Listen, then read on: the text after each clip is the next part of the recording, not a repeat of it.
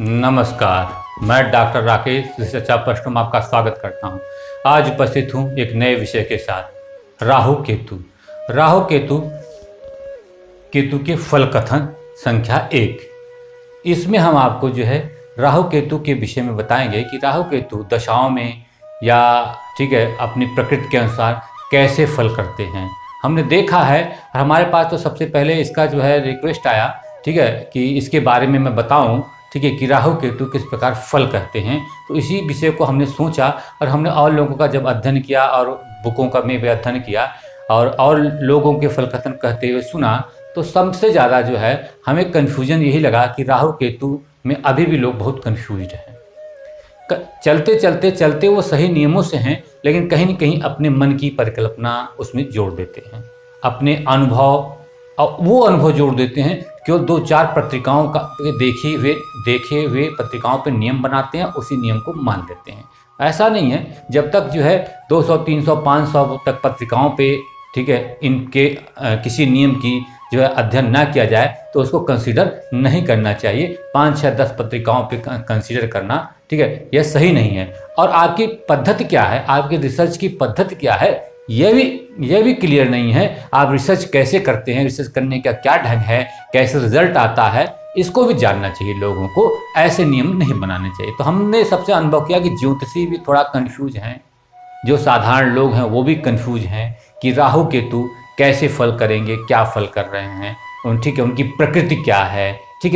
तो इसी विषय को मैं जो विवादास्पद विषय है या कठिन विषय है, इसी विषय को लेकर हम आपके सामने उपस्थित हुए हैं और प्रयास यह करूंगा कि शास्त्र सम्मत जो ज्योतिष की पुस्तकों में सही दिया हुआ है, उन्हीं नियमों के आधार पर मैं आपको बताऊं। यह तो मेरा प्रयास रहेगा, लेकिन यह अंतिम रिसर्च नहीं है हमारी। इसके ऊपर भी जाके लोग रिसर्च कर सकते हैं और उस रिसर्च में भी अगर अच्छे रिजल्ट्स आएंगे, हम भी वो एक्सेप्ट करेंगे। लेकिन हमने आज तक जो पढ़ा और समझा है, उसको हम जो है राहु केतु के बारे में कहना चाहते हैं। और देखिए, और उससे रिजल्ट आपको मिलेगा। अगर आप करके देखेंगे तो आपको रिजल्ट और फल कथन की सटीकता मिलेगी। इस विश्वास के साथ मैं आगे कहने जा रहा हूँ और मैं आपसे यह कहता हूँ कि मैं जो कहूँगा वह जो है प्रसिद्ध पुस्तकों से या प्रसिद्ध लेखकों की पुस्तकों से जो पढ़ के आया है मेरे सामने, उन्हीं को कहूँगा, ऐसी वैसी बात नहीं कहूँगा। तो राहु केतु की प्रकृति क्या है, दशाओं में फल कैसे करते हैं, अन्य ग्रहों की युतियों का क्या प्रभाव पड़ता है, अन्य ग्रहों की दृष्टियों का क्या परिणाम मिलता है, इन सब चीज़ों का जो हम अध्ययन करने प्रारंभ कर रहे हैं। एक्चुअल में क्या होता है कि राहु केतु जो है वो छाया ग्रह कहे गए हैं। इसका मतलब है यह ग्रह तो है नहीं, यह छाया ग्रह है, तो यह प्रकाशहीन ही है, ऐसा इसमें प्रकाश नहीं है। तो यह दूसरे ग्रहों के प्रकाश से या दूसरे ग्रहों के प्रभाव से चलते हैं। तो यह ग्रह तो नहीं है, इन्हें छाया ग्रह, क्योंकि इनको नक्षत्रों के स्वामित्व प्राप्त हैं और राशियों के स्वामित्व प्राप्त नहीं है, इस कारण से यह पूर्ण ग्रह नहीं कहलाए।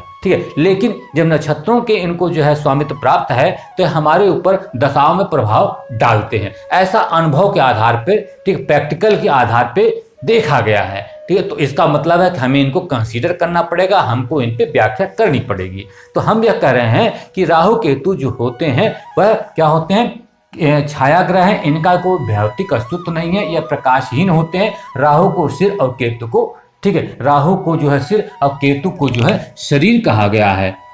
शरीर कहा गया है। अब हम पहले नियम की व्याख्या करते हैं कि फल कथन करने के लिए पहला नियम क्या है राहु केतु का। तो पहला नियम यह है, यह अन्य ग्रहों से प्रभावित होकर ही फल करते हैं, परंतु इनके कुछ अपने विशेष कारकत्व होते हैं।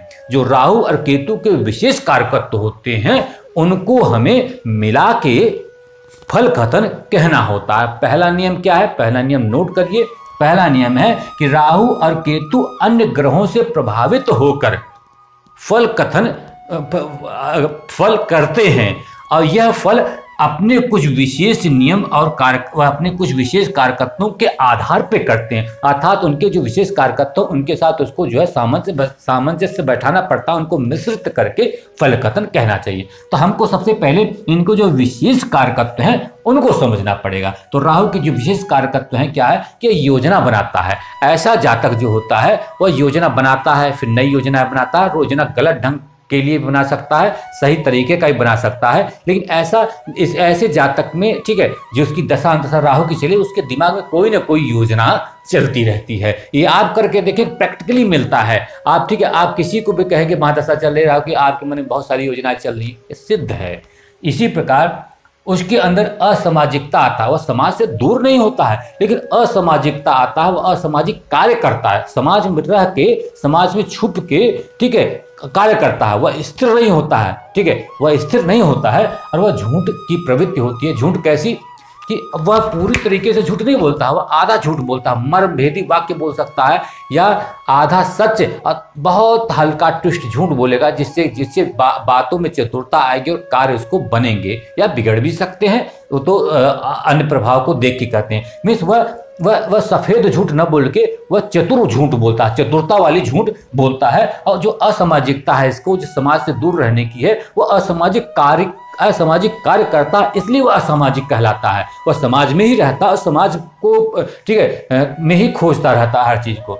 और बाहुबल का मतलब, उसे अगर एक चीज प्राप्त होती है, वह दूसरी चीज प्राप्त करना चाहता है, ठीक है। और उसके जो संपर्क होते हैं, वो चारों दिशाओं में हर प्रकार के, मतलब अच्छे लोगों से भी संपर्क करना चाहेगा और बुरे लोगों से भी संपर्क करना चाहेगा, नेता से भी करना चाहेगा, अभिनेता से भी करना चाहेगा, गरीब से भी करना चाहेगा, किसान नेता से भी करना चाहेगा, ठीक है, सबसे, मतलब ऐसा चाहेगा कि लगेगा उसके हर डॉक्टर से, वकील से, इंजीनियर से, हर फील्ड के लोग उससे संबंधित रहें, जिससे वही उसका बाहुबल है, ठीक है, हरफन मौला है, ऐसा कहते हैं। तो वो ऐसे व्यक्ति जो है राहु के ऐसे कहलाते हैं। फिर उसके अंदर कुटिलता होती है, राजनीतिज्ञ होता है, हर चीज को कुटिलता से सोचता है, ठीक है, जो कुटिल, ठीक बात होती है। और ऐसा बात भी है कि राहु अकारण भय भी देता है, किसी कारण से उसके अंदर भ्रम भी आ सकता है, वह शंका भी कर सकता है, दूसरे पे विश्वास भी नहीं करेगा जल्दी से, और उसको अकारण किसी न किसी चीज से भय लगा रहता है।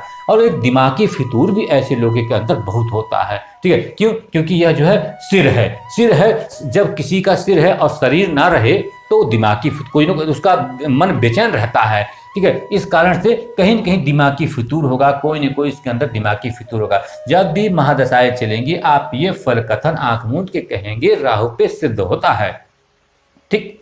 अब केतु की बात कर लेते हैं। सही दिशा में योजना बनाता है। केतु क्या होता है? बड़ा शांत स्वभाव का होता है, एकांत प्रिय होता है, ठीक है, और एक विचार पर अडिग रहने वाला व्यक्ति होता है।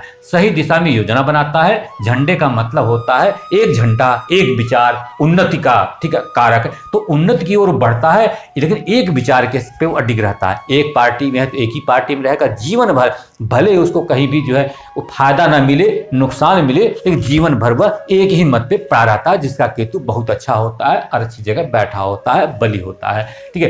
एक विचार पर रहने वाला, भले उसका नुकसान होता, भले ही उसका क्या नाम है, अपने मालिक से लड़ाई हो जाए, लेकिन वो, या मालिक उस पर ध्यान नहीं दे, मालिक उसे जो है कहीं से गाली भी दे रहा है, लेकिन वो उसको छोड़ता नहीं है वो, ठीक है। तो एक विचार पर रहने वाला व्यक्ति होता है, ठीक है। एकांत प्रिय होता है, मौन व्रत रहता है, इसके अंदर उदासीनता भी होती है, जहां पे रहता है वहां पे उदासीनता देता है, उदासीन रहता है। मान लीजिए त्याग जिसे कहते हैं, त्याग की भावना भी होती है। मान लीजिए मेरी कोई इज्जत नहीं कर रहा है तो कोई बात नहीं, मेरी इज्जत कोई नहीं कर रहा है, ठीक है, लेकिन मैं अपने काम में ठीक हूँ। मैं ये नहीं कहूँगा कि मैं बोलूँगा कि मैं बहुत मतलब कि बड़ा व्यक्ति हूँ, मैं बहुत धनी व्यक्ति हूँ, मेरे पास बहुत ज़मीन है। मैं ऐसा कह के चीज़ों को लोभित नहीं करूँगा, अपनी इज्जत नहीं कराऊँगा, मैं वहाँ पर उदासीन हो जाऊँगा। ठीक है, आप जो समझते हैं वो समझें, बाकी जो है हम देखेंगे।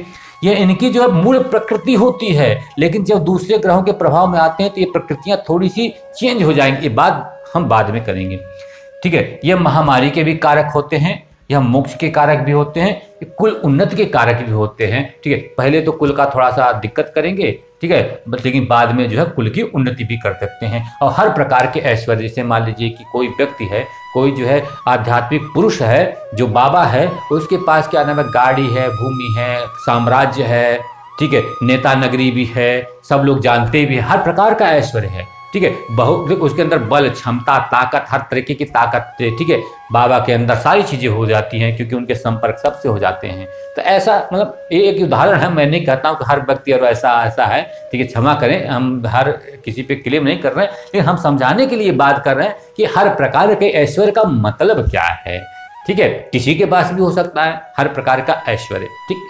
हर फील्ड में उसको जो है ऐश्वर्य की प्राप्ति, ऐसा कहते हैं, तो हर प्रकार का ऐश्वर्य। तो ये उसकी मूल प्रकृतियां हैं जिनको जो है दूसरे ग्रहों के प्रभाव से, ठीक है, प्रभावित होकर फल तो कहते हैं, लेकिन इन प्रकृतियों को, इन मूल जड़ को राहु केतु कभी नहीं बोलते, चाहे जिनसे फल करना हो, उनको फल कुछ भी करना हो, लेकिन इन प्रकृतियों के आधार पर ही वह फल करते हैं। यह पहला नियम है।